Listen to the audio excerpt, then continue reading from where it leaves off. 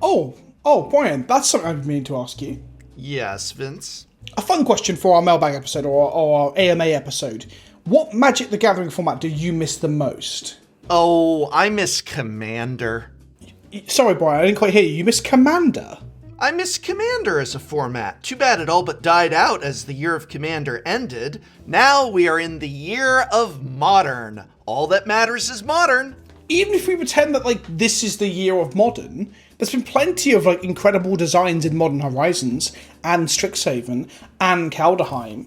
I mean, look at the Squirrel Commander, Brian. Yeah, that just proves what a dead format Commander is. Only way to get those Commander cards out there is to sneak them into more popular formats, like Modern and Standard. Don't you have, like, 15 Commander decks literally on the table next to you? What, these? Oh, I just like to collect relics of the past, that's all. But as far as actually playing Commander, that's not something people like doing. Brian, we're literally in a game of Commander right now on Spell Table. Professor, it's been your turn for 20 minutes. Move. Oh, oops. Overload Cyclonic Rift? Cyclonic Rift again? Love of God. See? No one likes playing Commander anymore.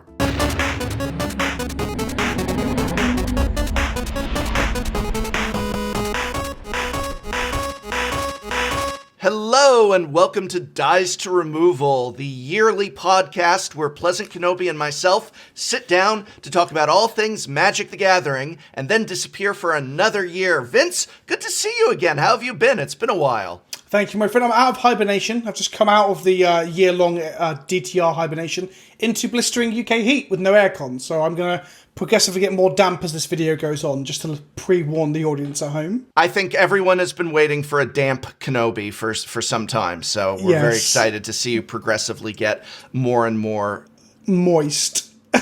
I'm very well, and I'm excited because today we're talking about Modern Horizons 2. And I think that the best way to begin talking about Modern Horizons 2 is actually to look back at Modern Horizons 1 and maybe compare and contrast these two sets. We actually have been doing Dies to Removal for so long that you can go back and watch our Dies to Removal on Modern Horizons 1. Watch Vince and I in no way recognize that Hogak is going to be an enormous problem. And also hear me be particularly pissy about Modern Horizons 1. I was angry and upset about what it was going to do to Modern because I felt it was introducing rotation and creating issues for a format that I liked to view as only old cards and not specialty sets, such as Modern Horizons.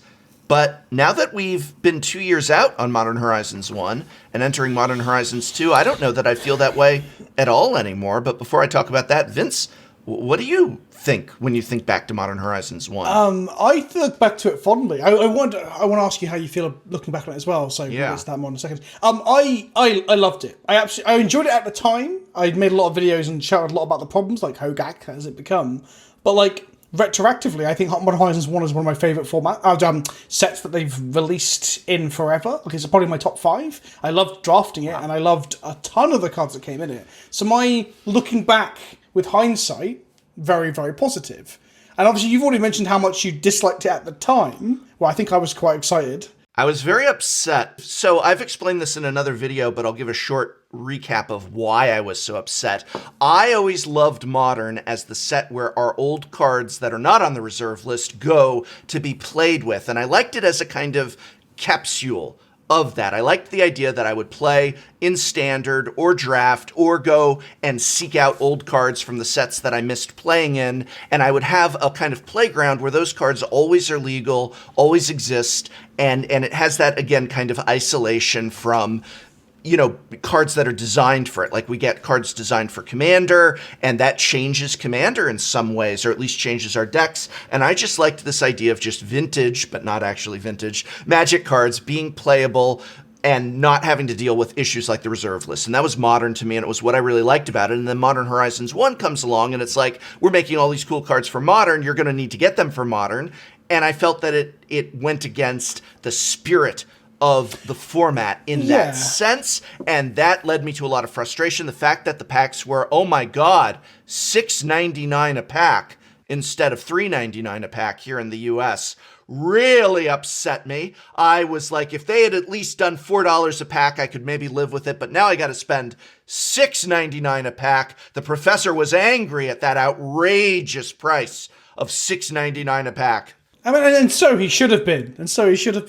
But the thing you say about eternal formats is interesting, though, because, I mean, originally, both Vintage and Legacy were all lumped together here, and then Modern in terms of time periods, and then Pioneer as well, to a lesser extent. All of these formats were meant to be for your rotating standard decks in many ways. Like, you get cards in the newer sets that then go into those old archetypes, but it's for your decks to rotate and still be playable. And that never really held true to that for the most part, especially as time went on and we got power creep and power creep and power creep. But then in recent time, it's got worse towards not being that. You thought it was Modern Horizons that would do that, and one of the points I've written on my notes, that it wasn't just Horizons that did that, it was the Horizons War the Spark period onwards of power creep that has turned these formats into rotating formats. Like you kind of said in the Horizons video, I don't think Horizons did it, but every set in combination going forward with Throne of Eldraine and Ikoria, if you look at the ban lists, they did. They just reinvigorated and changed, and actually reinvigorated is positive. They warped the format on and on and on, and now we have regular bans, regular power creep. Yeah, so I think you're right with what you were saying about it, but it turned out that Modern Horizon wasn't the culprit. It was contemporary design in many ways. Yeah, and looking back on it, I have mixed feelings. I'm not going to go so far as to say I was completely off base. I definitely think I let because I was very emotionally attached to that old Modern format, and you can see it. I think at one point in our video, I slammed my fist down on the table in genuine just being ticked off at what I saw happening, and I think that was too far. You know, we get emotionally wrapped up in our hobbies and the things we love, and so better that than apathy. But I do think that it's okay sometimes for things to end, and that there is a new Modern format, in a sense, that has been brought about by these sets, and that's actually cool. I'm feeling really positive about Modern Horizons 2. I actually don't have any level of upset save one, if you can guess it. There's only one thing, and one thing alone, that I can think of that has me pretty pissed about Modern Horizons 2. Everyone can guess what it is, I'm sure. But other than that, I really feel very happy and excited. And while the Modern format that I fell in love with maybe is kind of not what this current Modern format is, it's okay. That doesn't mean simultaneously that what now is Modern is bad. I'm very excited. I haven't been this excited for Modern in a long time. I still have reservations about Modern Horizons 1. I love what Modern Horizons 2 is doing, especially in terms of the reprints, and including reprints from Modern Horizons 1, which I think helps a lot, whereas Modern Horizons 1 had very little in the way of reprints. They were just the legacy reprints, and they weren't too engaging for me. They were really reserved. There was no good money ones either, was there, really? No. I do think, though, that we've, maybe as a community and as content creators, we've kind of got used to how things have changed. So back then, when was this? When was Modern Horizons 1? A year ago? 2 years ago? How long ago was it now? 2 years ago. Okay. So I think at the time, and I was like this at the time as well, I did a lot of videos about how they're constantly warping formats with new cards. And now fast forward 2 years, it's happened so much, and the way I make content has changed, and the way I play the game has changed, and all of us with the pandemic and such. I'm now like, oh well, I'm kind of excited to see what they muck up next. I've kind of got to the point where I've had to change my attitude and my relationship with Magic, because Magic is not the game it was 2 years ago. Because 2 years ago, things were kind of kept in a status quo. And now every new set makes Legacy and Modern just like flip on its head, over and over and over. So I think we've all got used to that as well. So that might be why both of us are more optimistic about this set than perhaps before. I must admit that a huge thing that made me happy about Modern Horizons 2 is being frustrated, disappointed, or unhappy with sets like Ikoria or Zendikar Rising and what effect they had with that, what you described, that power creep push. And it's kind of made me want to just be disassociated from them. And so instead, I look in some ways at Modern Horizons 2 as just a regular Magic set that's cool and coming out. And it isn't about all that baggage that I had associated with Modern Horizons 1, where I was like, this is making a soft rotation into Modern. This is destroying what I loved about Modern. And it's just like, oh, wow, these are some really cool cards. There's a lot of really cool reprints. There's a lot of really cool throwbacks. There's a lot of really cool everything design design, humor, joy, power, but not, I mean, who knows? We might see something that ends up, we're going to say, oh, that turned into Hogak 2.0. But as of now, I'm super excited and happy. I can't wait. And I want to talk about those things. Have you guessed the one thing I'm ticked off about, though? So what was it then? What you said bugged about? What is it? What is it? Well, yeah. Vince, I just looked it up. 2 years ago, when Modern Horizons was released, a booster box of Modern Horizons, at the time that I was playing the booster box game, right. Are you ready for the number? Yeah, I'm ready for it. I know where we're going with this now, right? $189 per box. That was expensive at the time, Brian. I was upset. I was genuinely upset. There was a moment where we saw a surge in prices that brought it up to $200, even $210, $220 per box momentarily after release, when people wanted some of the legacy cards like Renin 6. Urza certainly was a chase card. Hogak for a minute was in everything, and there was this run on Modern Horizons, but then it dipped back down after those moments cooled off, and there was actually a period where some boxes were available in the $160 range after there were some bans from Modern Horizons.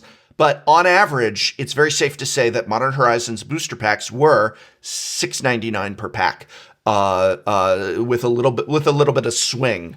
I can't remember if it was our Horizon. I remember sitting in. Was Horizons a remote one or face to face? Because you've always gone back and watched it. And I haven't.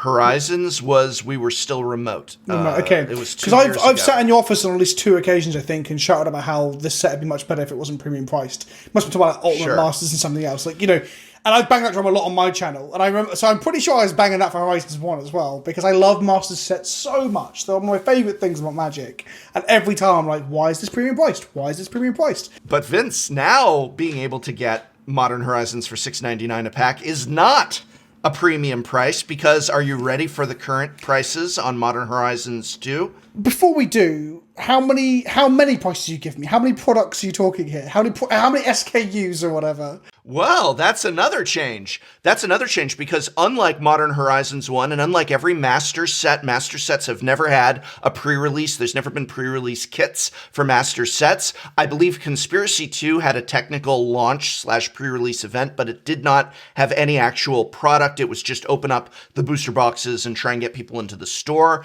There are pre-release kits for Modern Horizons 2. There are bundles for Modern Horizons 2. There are set boosters for Modern Horizons 2. And there are, of course, collector boosters for Modern Horizons 2. And the collector booster boxes where all those good treatments are, all those good things. The foil, Modern Horizon 1. 5 different products then. Yes. Right. Okay. Or possibly one I forgot about, at least 5. There's no commander deck for this, is there? That's the bit I was expecting them to announce. I'm surprised. They did no commander deck for it. They don't need to. Modern Horizons 2 Collector Booster Box. This has got 12 booster packs in it. 12 booster packs. It's $429.99 currently pre-ordering. But of course, there were no collector boosters for Modern Horizons, so why don't we do the direct comparison, the draft booster box. There was only draft booster boxes of Modern Horizons 1. Here we've got draft booster box of Modern Horizons 2. Obviously, we are technically still in pre-order, but these are prices that seem pretty consistent across the board. Looking at online marketplaces, remember that we're talking $189.99 was Modern Horizons 1. Modern Horizons 2 is nearly double that at $299.99 for a Modern Horizons 2 draft booster box. It's bizarre because it's selling out or selling very well. Let's hope, fingers crossed. It means that things like fetch lands, we won't go too into this because we're not MTG Finance, but fetch lands will go down in price because there'll be more of them on the market. But at the same time, it just tells Wizards that they can keep putting the price on product up. So it's the double-edged sword, right? Maybe we'll see some Eternal Staples go down in value, but the product will just get dearer and dearer. We said it 2 years ago after Modern Horizons with Ultimate Masters that where is the ceiling, right? Where is the ceiling? And I guess we haven't hit it yet. We're just going to keep creeping. We're going to keep creeping. For like standalone product pricing. And it's a weird thing because in my situation, I would just say, if it wasn't for the price, I would love, like, if somehow, some way, this set was printed like Conspiracy at $4 a pack or what have you, I would just be like, through the moon for this. Yeah. I would be going out of my mind. And it's just the price. And maybe it's time, and I can't believe I'm saying this, but maybe it's time to start divorcing myself from this idea of the $4 booster pack and start looking at Magic the Gathering as a expensive only product. I don't know how I feel about that. That might be another thing. Let me give you a couple other prices though on what's coming with this, because we also have set boosters, Vince. We also have set boosters. These are 30 booster packs, to a box. However, they are going to contain art cards, and I don't really know what special treatments will only be in the set boosters. There's pie charts and graphs for it. There are infographics on the official Magic's Twitter profile that you can dig back for, or there's a video on my channel where I stand in front of them and point at them, and I tell people I can't remember what they are, but they're there. You can look at the video. You can pause it every couple of minutes to see what's in each one. I can't remember. I don't know what's in a. I don't know what's in a set booster. I liked your video on it because I liked that your ultimate conclusion. Spoilers, I'm going to link it. It's up on the screen now. The thumbnail, go watch it. I agree with Vince in this video, which it's basically, if you tell me if you agree with my summary of your video, it's basically, yeah, this is really confusing and really frustrating, and I wish it were more clear, but I really love the treatments. I think they're really cool. It's a good thing for the players to have this stuff. I just find it frustrating and that I don't know what's in a set booster box to get what I want. Yeah, because you're sat here telling me these price points of like 3 different booster products as well as other stuff. And honestly, I don't even think I would ever want to go to the set booster product because I don't know if I'm getting a bad deal because I can't remember what's in it. And I also don't want to have to look at a guide when I go to the shop. So but then that pushes me to either end of the spectrum. I either go cheapest possible for draft boosters to draft with, or do I have to go to collect? It's a very strange strategy. I can't imagine most people settle for set boosters and feel happy about it because they feel like you're missing out on collector at that point. It's just weird. Very weird. So Vince, with all of this that we've said about price, do you think this is too expensive? Do you think this is not too expensive? I mean, obviously we want things to be cheaper, but are you upset about cost? Or do you think, it makes sense because there's a lot of value in here? But I don't know. It might be because things just get dearer and dearer that it's similar to the power creep thing, right? Where I don't want formats to get warped. Now I'm just used to it and I'm ready for it.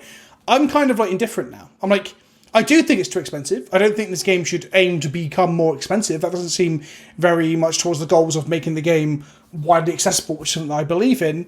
But at the same time, I'm like, well, it's just getting worse. So maybe this is the calm before the storm. And I'm not even saying that just to be silly. I'm being serious. Like things are just going to get dearer and dearer. So yeah, I'm not keen on it, but I'm also getting to the point where I'm indifferent. Yeah, I hate to say it because I know that this is my whole thing, but I feel kind of just as far as the rising price, I feel kind of the same way I do with Universes Beyond. Numb. Yeah, just numb and just really feeling like I don't like it, but I can't fight it. We can't make Modern Horizons 2 cost less than Modern Horizons 1, and when this is going to sell, which it will, Modern Horizons 3 will cost probably even more. They will continue until they make a premium product that is so expensive that it goes unsold, essentially, and then they'll have the ceiling. They're going to continue doing this, so whether I agree or disagree, it's what it is. It sucks, but I used to think that we could get through to Wizards of the Coast about why they might want to charge less, but now I feel like it's just like they just made record profits. All bets of impacting their wallet are off. They've made record profits. Card games are booming elsewhere as well, which incentivizes them to try and work towards that kind of situation for Magic as well. No, our days where we thought the impact could happen are gone, Brian. Yep. They're just making money hand over fist. They are, and people are buying it. So in terms of the product in isolation, I don't have any complaints about this product in isolation. I love it. I just don't love the price, but it's going to keep going up. People are going to keep buying it, and the people who stop, it doesn't matter because it's still selling more than when those people played. So what are you going to do? It's like that scene from The Simpsons. You just lost yourself a customer as everyone's holding up money and buying the product like crazy. It's like, well, sorry to see you go, but we're making more money than ever. And I don't know. I don't know what to do about that. I think it's outrageous that Modern Horizons 2 would be this much more expensive than Modern Horizons 1. I think it's outrageous to see costs on the bundle. But I think that Modern Horizons 2 is an amazing set. It's funny, people have been talking on social media about how good the set is, right? And then it's always underpinned ever so slightly by a few people replying on like Twitter or whatever, going, "Well, that's a shame I can't buy any packs, so I can't afford to draft it or whatever." But so yeah, the set looks good. The set looks good. Yeah, set looks good. You know what looks good in the set, Vince? Yes. White cards. I want you to tell me, just in isolation of everything else, what do you see happening with the white cards in this set, and what do you think of it? Okay, so white has finally got some new tax pieces. So I'm going to talk about a handful selection of cards that sort of exemplify themes that we're seeing in white ongoing. So obviously white is the colour of taxes, and people are expecting this. So the first marquee card is Esper Sentinel. So Esper Sentinel is this 1 mana 1/1 that's going to draw your cards when your opponents cast spells. It's going to have like a Ristic Study style effect in Commander, but it's also good enough for Constructed. And this is a space that people have talked about for a while. Why doesn't white get Ristic Study? I was shouting about this in videos. Ristic Study should have been a white card. So it's cool that they're starting to put that onto white spells. I will say though, Brian, if Esper Sentinel's put it in blue, if Esper Sentinel was 1 blue, 1/1, even Human Soldier Artifact, do you think its text might have just let it draw a card on each non-creature spell, not just the first one? Do you think if it was just strictly speaking transferred across to blue, it would have been more powerful? Probably. That's what blue is and does, though I don't think it would have been as powerful as they would have made it had they printed it at green, which we all know is now the most powerful color in Magic. Oh, God. We can touch upon that as in one of my bits about one of my white cards in a second. So Esper Sentinel was gas. It's great. This is the kind of thing we want to see. We want to see low to the ground weenies that are going to draw cards and tax our opponents. So Esper Sentinel is a slam dunk. Absolutely. Then we've got the next, the only other real hate bearer in the set that we've seen, which is Sanctifier Envec. And this is the one that people are memeing about online a little bit, and I am too. Why isn't this just a 2/2 bear with Rest in Peace strapped to it? That is the argument. Now, I am coming round to the fact that the pro-red, pro-black is very good. It's very hard for it to kill. The decks that care about Rip will often be playing red-black stuff like Dredge and things like that. So the protection means they had to peel it back a little bit. But, where is our Rip Bear? Is this not the set to print the Rip Bear? I like it a lot. There's a lot of other cards in this set where that, I think, is their trend. So I think this came about not in isolation, but there's a lot of really cool effects stapled onto a creature in Modern Horizons 2, well-known effects, and so But it's straight up stuff, right? Dorothy Voidwalker is the black version of this that has the leyline text on it, where cards go into your opponent's graveyard just don't go into theirs, just get exiled, and he's just got that. Right. Full stop, that's it. Where this is it's only red and black. It's balancing out the protections and stuff. The card seems good in certain matchups, and we'll see some eternal play, sure. But I just, as soon as I saw it, I was like, oh, that means we're not getting the Rip Bear this set, which means we're not getting the Rip Bear in the next standard set either. We're not going to see the Rip Bear until Modern Horizons 3 at this rate. So, yeah, interesting. I can see that. That is, I guess, a little bit of a disappointment. It makes for a nice sideboard card, if nothing else, and when you are up against black and red, it does a real good job. Yeah, and the decks that care about graveyards are going to be your decks that are playing black and red cards, right? So them not being able to kill it is very, very impressive. And then the third thing that white is doing, the second thing that white is doing that isn't hate bears is it seems to be the best colour for this non-legend reanimator thing that we see as part of the draft format. There are cards that refer to putting non-legendary creatures into your bin and reanimating them and stuff. And white has both Karmic Guide, which is a great target to reanimate because you get 2 bodies for the price of 1, and it reanimates on its own from hand. And then Sarah's Emissary, which is a card that I think everyone is sleeping on, because this thing is, I think this is like Iona, but not legendary. So you reanimate it in the non-legendary deck in Modern, and you name, if you know your opponent's got a path to exile, because you fought to seize them earlier, you name Instants. If you know your opponent's playing Planeswalkers like Teferi, the 3-mana Teferi, you name Planeswalkers, and so on and so on. So I don't think this card is good enough to replace Iona or Elishnorn or Griselbrand in Legacy, because Reanimator is now pigeonholed into playing the best legendaries they can, because they normally are the most powerful. But in Modern, where they're pushing with the new Animate Dead in this set is non-legendary, Sarah's Emissary is probably the best card in this set, tied with Archon of Cruelty, the big black mythic, for things you just reanimate because they're very hard to deal with, and then it just hits your opponent 3 or 4 times and kills them. So I think people are sleeping on that. And then obviously there's the white evoke spell as well, which is amazing, the Solitude. This card is going to be seeing play in Modern and Legacy as 1 to 2 ofs in the D&T decks. Decks that can get back the card advantage, like blue-white decks in Modern and Legacy can play it as well. It's probably the best of the cycle, I'd say.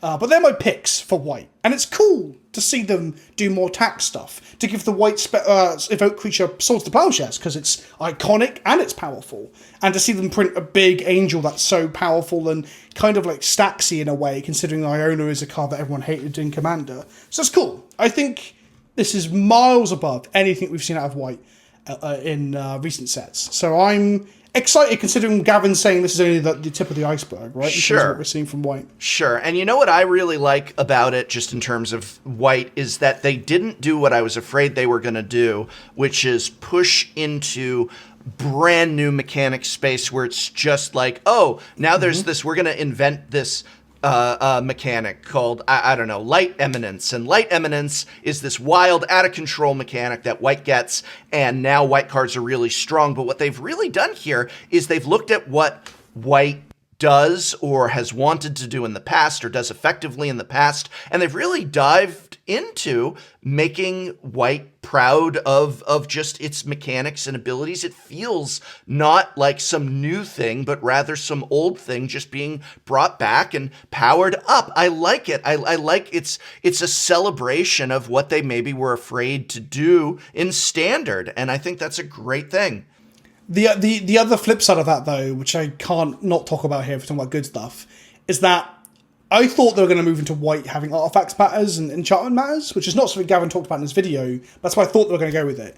And enchantment matters is 100% green, mildly in white in this set. We've got like a creature, Sanctum Weaver, put that up on screen. This is Sarah Sanctum's ability on a body. All the enchantress effects are either green, white, or just strictly green in this set. So enchantress in Modern, which is exciting, but it's in green. And then in artifact side of things, like S% and what I mentioned is an artifact. There's a lot of other cool stuff like that going on. But like the metalwork creature, there's a Sphinx, Enigma Sphinx, I believe it's called. It's a affinity cascading spell. Super exciting. Blue-white. Couldn't just be white, could it? Couldn't just be white. It's very strange how, again, those are things I thought were obvious places for them to move into without creating new space, but reaffirming old identities. And they seem shy to do that. So, yeah, interesting stuff. Well, they're not going to push it all out at the same time, necessarily. It's not all going to happen at once. So, but I think this set tells us that enchantments aren't white's thing now. Like, enchantments are very much green's thing, and white gets them secondarily, it seems, in this set, at least. Well, flavor-wise, it makes sense, because green is the color of nature, Vince. So, it does, and enchantments definitely happen in nature, so I see exactly what you mean. You know, it's not like we're Have you never been enchanted by a lovely picturesque forest? Yeah, and it's not like we're going to start seeing something out of flavor for nature like flying creatures, which is in white's domain. I mean, we're not going to have flying creatures in green because green is the color of nature and nature doesn't fly. So, you know, forget about stuff like that. But enchantments, absolutely. And maybe we'll... Storms? Yep. Storms are natural. Yeah, that's a natural. I mean, I don't want to get bogged down with it too much, but okay. And people should go watch my video on it, but yeah, Green has got, like, all the toys this set. But let's not talk about that now. Let's talk about my favorite white card, which does everything we just said white is doing, which is Rishadan Dockhand, which is a 1/2 Merfolk. It probably should have been white. I would have been really happy if this had been a single white drop Merfolk. I would have been really happy, but from someone who plays Merfolk, I'm even more happy that it's blue because this card is amazing. It has Island Walk, which right off the bat, oh my God, and they have been going away from Land Walk. They said they don't want to do it in Standard anymore, and here we've put it on a Merfolk where the most famous strategy is you get Lord of Atlantis into play to give your other Merfolks Island Walk. This has it right away turn 1, but the biggest thing that Rishadan Dockhand has is Rishadan Port's effect. Spend a mana of any color and tap it to tap target land, and this is so awesome in Merfolk. It's the perfect Merfolk 1-drop. I'm so jealous. Yeah. Like, for people who don't know, this is the Rishadan Port art on my arm here. This is like one of my favourite cards of all time. It's played in mono white in Legacy, and I love it. And I was so frustrated to see, A, we're not getting it in Modern, and B, we got it on a blue body, and it's a Merfolk. Like, yeah. What is this? It really could have been on a white 1-drop. And a Merfolk. Even a white Merfolk, yeah. Well, yeah, I exactly. don't mean... I would have been... Obviously, I love it because it's a Merfolk. But here's the thing, too. It does, and I'm not just saying this. Like, I know it's a bit of a meme at this point. White cards, Vince, Merfolk cards, Prof. But it really is the feel of Merfolk, because Merfolk, what it wants to do is it wants to gain its tempo swarm, and it wants to gain a tempo advantage as it gets all these bodies on the ground. And part of that is with cards like Spreading Seas. And so having this effect on a Merfolk is in flavor with what a Merfolk deck wants to do, which is to start eking ahead bit by bit, and being able to tap down a target land, especially early on, does give that tempo advantage. So it really is what a Merfolk wants to do. If this had been a 1 white drop, obviously we wouldn't have looked at it and said, oh gee, if only that was a Merfolk. But if this had been a 1 white drop Merfolk, because Merfolk have been in white before, it actually makes a lot of flavor sense. Or maybe a white-blue hybrid, where it could have been 1 blue or 1 white. Maybe that's too powerful. That could have been that would sweet. be great. Yeah, that could have been sweet. It could have been Dockhand Shaman and have 3 abilities. Right. Yeah, but I love this card. It's totally replacing Curse Catcher, which has previously been one of the go-to 1-drops in Merfolk. There have been a couple others. This really also puts Merfolk back in just mono blue in both Legacy and Modern. People keep trying to bring in Tropical Fish for various Ixalan Merfolk to be part of the I do want to equation. go on record, Prof, as saying Yeah. I think this card might be overrated. I love the design of it. I wish it was in white so I could play with it in D&T, but I'm scared that summoning Sick Vision Import isn't good enough. Wow. So I'm just going to say that now. And I'm not trying to yuck your yum, because you're obviously excited. That's not what I'm trying to do. You really got my attention, because this is, how long have we been doing the podcast now, Vince? I mean, we're going on 3 years. I thought you were going to say now about 45 minutes, but yeah, 3 years. 3 years. That's the first time you've ever called me Prof and not Brian. Jeez, that really got my attention. Yeah, you just said Prof. You've never that's because I was being Prof. delicate. I was being very delicate. I was like that. Yeah. Hey, Prof, I don't think it's very good. Right, yeah. But it might be good. I'm happy to be wrong, but yeah, I'm wondering if people are overhyping it. The more and more I look at it. Well, I think part of the thing is that I don't know that this is so good that other decks are going to want it, but I think it's really good for Merfolk. And I think that's what's getting a lot of attention, is Merfolk has always been, again, it actually is, I talk about this in one of my Modern videos with the Masters of Modern, where if you look at GP top 8 finishes, Merfolk is one of the most successful decks because it has possibly the most GP top 8 finishes of any deck currently in the meta. It's always just not good enough. It's won a couple GPs and that's it, but it's not like this joke of a deck. It just can't seem to break through, and it needs that little push. And that's part of what's appealing about it, is that if you can just crack the code on Merfolk to get it through, maybe it'll do that. And so I think that while this isn't a card that is great on its own, it's a card that goes great into Merfolk's curve. It's so much better than Curse Catcher. It does a lot of what Merfolk wants to do. And speaking of which, we have the Merfolk god, I'm probably mispronouncing this right, Svilen of Sea and Sky, Zvilem, whatever it is, the Sea and Sky Merfolk god. What an amazing card. This is also going to replace our normal 3-drop on curve of Kira Great Glass Spinner, I believe. I think this is way better than Kira Great Glass Spinner. Is there a functional difference between the ward text and what Kira does now? Because Kira has effectively ward, right? It counts as a spell unless you pay 1? No, it counts as the first spell. Right. It's so actually, it's slightly different, but it's very similar mechanically, but with way more text on it. Way more text on it. Right. It's not the same. You could argue Kira's a little bit like I'd rather have the Kira ability on this, because the Kira ability is there's no way around it. Whenever this creature becomes the target of a spell or ability for the first time each turn, counter that spell of ability. This you have to pay 1. So the Kira ability is better, but we have the advantage of whenever this card attacks, we draw a card, which is pretty wild.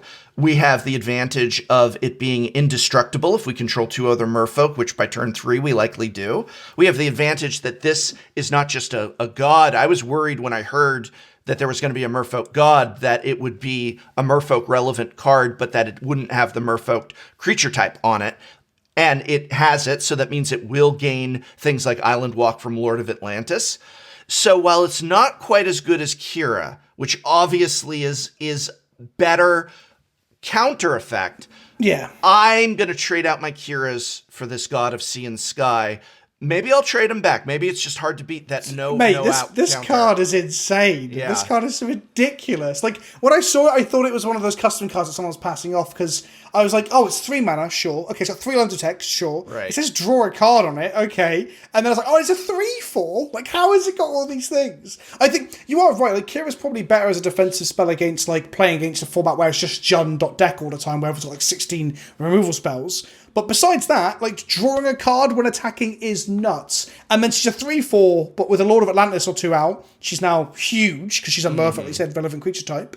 And I know I just said that Rashidun Dockhand is bad, but actually, if this card taxes your opponent 1 mana per spell they want to kill your Merfolk with, like, in upkeep, tapping one of their lands with Rashidun Dockhand makes this card even better. Right. So by virtue, I've changed my opinion already now that we've reread Sylvian, because... Or Cielvin, I don't know what the name is. But see, that's the thing that I'm saying, is that these cards go into Merfolk so well. They're going. They aren't by themselves crazy broken, but they fit into what Merfolk is trying to do so well. And so does yet another Merfolk card, Tide Shaper, which is a Merfolk wizard for 1 blue. It's a 1/1, but it has a kicker of 1 of an additional color, just 1. So you're spending 1 blue and then 1 of any color.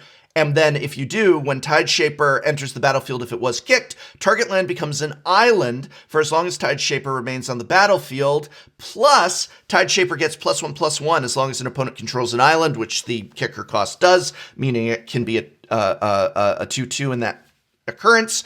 That is essentially Spreading Seas, which is one of my favorite things to do in modern Merfolk, because you're disrupting their mana, which is what the Rishadan Port Merfolk does as well. So we're adding to that idea of mana disruption.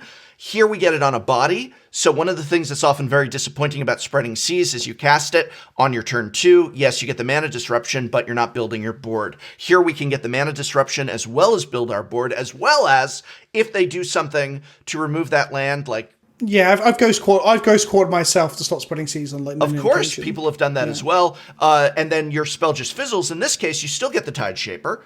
And if they have any islands in play, like they're a blue player, you can also just hard cast it for 1 and have a 2/2 for 1. Something to point out as well for people at home is that, like, for people who haven't played with Merfolk or against Merfolk before, Spreading Seas and this turns the land into an island, not in addition to its other types, just becomes an island. Right. So if your opponent has 1 swamp in play and you hit it with this, they no longer have access to black mana. Right. So Spreading Seas both draws you a card, enables Island Walk, and screws them out of colours. And this is the same thing, but instead of drawing a card, it effectively gives you a guaranteed 2/2 instead of drawing you a card, which in Merfolk is probably better than the cards you're going to draw anyway. Because you don't want to draw an island, you want to draw another Merfolk. It's just fantastic in that sense. It's just fantastic. And again, all of these things, what I love about it isn't just, I was always afraid what was going to happen was we were going to get another True Name Nemesis, right? True Name Nemesis has no reason to be a Merfolk. It could be any creature and it would make just as little sense, right? That's not a Merfolk thing. All 3 of these Merfolk that we've talked about, just like the white cards we talked about, they embody what Merfolk are. They embody what Merfolk does. And True Name Nemesis, like, when I tell people I don't like True Name Nemesis, they go, I thought you were the Merfolk guy. And I go, I am, but True Name Nemesis doesn't do what Merfolk do. It's just a really amazing card that happens to be a Merfolk, so of course you run it in Legacy Merfolk, because it's just so incredibly good. These cards are capturing everything I love about Merfolk, and they're bringing it to the forefront, and maybe that's also part of why I love this set so much. Not just because, yeah, it's got some great Merfolk. I'm not that easy to win over, but all the cards in this set are diving into not just the nostalgia, but the flavor of what cards do. We're seeing so much. Look at things like Ornithopter of Paradise that came out today. That this card isn't just a good artifact. It's a card that is tapping into Ornithopter and Birds of Paradise and things that we love about those cards and what they do, and bringing it to the forefront. And there's countless other examples of this throughout the set. It's just fantastic. And it has fetch lands in it. Yeah, the set is gas. It's real gas. Before we move completely on from Merfolk and talking about cards that are good in the set, how do you feel about the blue evoke creature? Are you going to try playing that in Merfolk? Because I think it's one of the worst of the cycle. Obviously, red came in at the clutch last minute to take worst place. But how do you feel about subtlety? I don't think that I'm going to run it in Merfolk. I don't know that that would be a good spot to run it. I think Merfolk might be interested in just straight up hard counterspell. We've got double blue counterspell, and Merfolk likes to run some counterspells.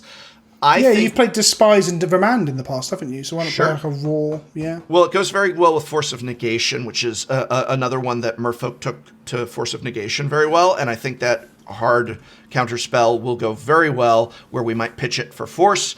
We might have it if we want to do hard counter. Again, Merfolk's all about eking ahead bit by bit. I think that works better than any other counterspell currently.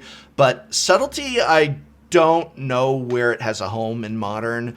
It's not in Merfolk. I think it's generally not very good. But yeah, I just was curious as to whether you were hyped for it or not. I don't think it's that good at all. I think it's definitely one of the weaker of them. So we've talked about what we like in white D&T, that sort of stuff. We've talked about Merfolk as well. But what I did want to do, as a bit of almost like a vanity thing, is I want both of us to pick something that we think is going to be one of the best or the best card in the set, so that we can, when we do Modern, whatever the next video where we talk about 2 years ago what we were doing, we can point to and be like, see, we do get things right. We do get things right. So do you have a pick for like card that you think is absurd? You can't believe they printed it into Modern, that you think might even be broken?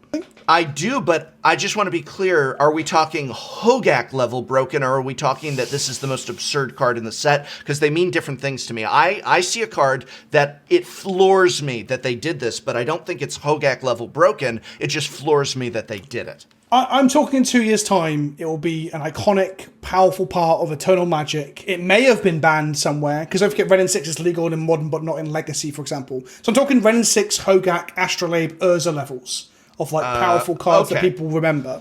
So this is not that. I do want to give a shout out to Ignoble Hierarch, though, which is basically just Noble Hierarch, but Jund.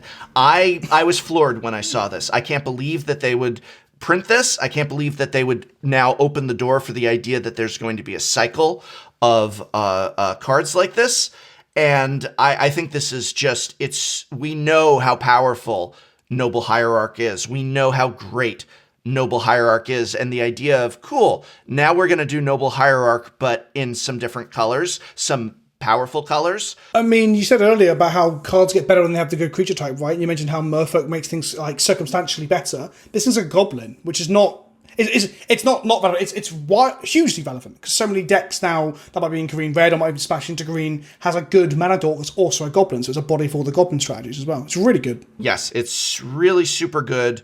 But I would honestly have said Solitude might be that card, since we already talked about it. I'll say Grief then, but I think Solitude's better than Grief, personally. I think Solitude's much more likely to be the sort... You know what, also, when you get to that level of, like, when are they going to ban something? It's when people playing it makes the opponent legitimately miserable and defeated, and I feel like Solitude will have that effect. That just Solitude is just going to be a feel-bad situation if it starts becoming a regular thing to expect. I think Grief is really, really good as well, and I think that Grief and Solitude are my tie pick. Yeah, I'm going to name them. They're going to make you feel bad like Force World does now, even though it'd be completely fair, because the opponent's traded 2 cards in for your 1. It'd be completely fair, but it'd still feel awful. My pick for things that I just cannot believe has the text it has on it, and I just can't see this not being pushed, is the Dalthi Voidwalker. I referenced it a little bit earlier. It's a 2-mana 3/2, so it's already an uptick from an old shadow creature that was a 2-mana 2/2. It's already better than an old version. Uncommon, this is rare. It then has text that says, if a card will be put into an opponent's graveyard from anywhere, it's then exile it, with a void counter on it. So it's the Leyline of the Void text, but with an extra bit about void counters. And then you can tap and sacrifice the Voidwalker to cast without paying the mana cost, the card that was put in the graveyard. So, worst case scenario, you're playing a 2-mana 3/2 unblockable. That's the worst case scenario. Literally worst case scenario. That'll die to a bolt. That's worst case scenario. Best case scenario, you play this on turn 2, you untap, you Thoughtseize their Ugin, their Primeval Titan, their Urza, their anything, and then you just tap, sack him, and cast an Ugin, or an Urza or Primetime. The upside is so insane on a 3/2 evasive body that also hates out graveyard circumstantially, that I kind of am shocked that it has all 3 lines of text on 1 body at 2 mana. At least it costs 2 black, so it's not so easy to splash. But I think this is this is like Dreadhorde Arcanist level, sort of Bob level of like, it's a threat, it's evasive, it does all this extra stuff. It's good on so many levels. So I can't imagine this card not seeing play in both Legacy and Modern. It's crazy. It's a wild set, and I have one question for you as we reach the end of this podcast, which is, do you think there will be a Modern Horizons 3, or do you think they're going to pull a Modern Masters and begin changing the name from Modern to other things because they don't want to put all the emphasis on the Modern format? So for those who are not elderlies, such as Vince and myself, Master sets were originally Modern Masters for the first several iterations. It was supposed to be reprints for Modern, and then they got tired of the Modern format, I suppose, or they wanted to break new ground, or I don't know what the thinking was, but they began with Eternal Masters and then all kinds of variations on Masters. I don't believe they ever came back to calling a set Modern Masters. I wonder... They did jump away and back and then away again, because Modern they never Masters... jumped... I don't believe they ever jumped back again. Because 3 was after Iconic. Oh, no. 3 was after maybe Eternal. I don't know. Yeah, there was definitely a gap between. There's definitely something before 3. So they did come back, but we haven't been back. No, yeah. And I wonder if they might say, wow, this sold great, and it's 2 years later, maybe we should do Commander Masters, essentially. Or I'm sorry, not Commander Masters, Commander Horizons, maybe, or Eternal Horizons, where, but they my lose. My argument is, yes. Commander Legends is Commander Horizons, because it only goes into Commander Legacy and Vintage. Sure. That already exists. So I guess the argument is, so I see what you're saying, and I agree with you, I think it will happen, but do they do Pioneer Horizons? Because... Does anyone care about Pioneer? Do they do Historic Horizons? Yeah, I mean, that could be an interesting way. I think that a lot of people want to see... We used to argue that they should bring Pioneer to Arena, and now we argue they should bring Historic to paper. So maybe what they're going to do is something called Historic Horizons, and the point of it is to establish Historic as a paper format and bridge the digital and paper gap, which would be very clever. Remember when they were talking about Pioneer Masters as an arena-only set? And they haven't mentioned it for 18 months now or something. It's not been mentioned at all. Yes. It's like the little girl from Family Matters. She just disappeared in between seasons, and we never speak of her again. They've done that with Pioneer Masters. I think Pioneer is not... a horse to put your bet on. I think Historic is what we want to put our bet on. I think that could be interesting, but Modern Horizons is so tied to Modern in the sense of we're creating new made just for Modern cards with our return, hopefully, to paper competitive events, whatever form that's going to take. Modern could be a real good spotlight format. It's selling packs. They always used to say, you can't have Modern as a Pro Tour format. It doesn't sell packs. Well, it does sell packs. It sells some of the most expensive packs in Magic. Maybe the idea of breaking away from Modern Horizons and saying Eternal Horizons, Historic Horizons is a huge mistake. Just stay the course. This is a home run. Bring out Modern Horizons 3. It's sad that you say that, though, because this set kind of convinces me that there are people at Wizards who have some sway that do care about Legacy and Modern and these formats that I have said on many occasions are just going to fall to the wayside because they're just not monetizable in the same way that other things are. So if we did see Modern Horizons disappear, the next one was Historic Horizons, if we then jump back to Modern Horizons 3 further down the line, that would kind of be the not the last nail in the coffin, but or a death knell. All those are very dramatic terms, right? But it would make me think that that's it now. They're not really too bothered about those formats. Because I'm waiting to see where I can play Modern again. There won't be any PTQs or GPTs or... Because none of that's... That's a whole different... Yeah, that's a whole other episode. But unlike Legacy, we can monetize Modern in such a way that promoting it as a competitive format sells packs because here are the packs. And I wouldn't be at all surprised if we see Modern Horizons 3 come in and it's even more expensive than Modern Horizons 2. There's some interesting predictions. I want to end, Vince, on a very important question. And I'm being completely serious. You and I have both been the biggest some of the biggest advocates in this community, not just for reprints, but for Fetchland reprints. We have been beating that drum loud and hard, and here we have them. You mentioned all the different treatments of Fetchlands potentially having an effect on price. I want to know from you, do you consider this an acceptable reprinting of Fetchlands, or are you still not satisfied until we see them at rare in a $4 pack? Or do you think we're never going to get that? This is the best we're going to get. So best we're going to get is this, or we can do better. That's what I want to know. Not dream, but reality. Can we do better? Can we beat that drum? Right? Can we beat that drum still, or is it done? Is the reprint Fetchlands thing over? So you're saying, yeah, but can we do better? I need to clarify. We, is that you and me, or is that Wizards? As a content creator, Vince, you said reprint Fetchlands. I said reprint Fetchlands. We said it as such a motto. You put it on a t-shirt. It really was a big call. I said reprint Oubliette, and they did, and I've stopped saying reprint Oubliette. Do you feel Fetchlands have been reprinted to the point that you will not be saying reprint Fetchlands anymore? Okay, that question. The answer to that question is no.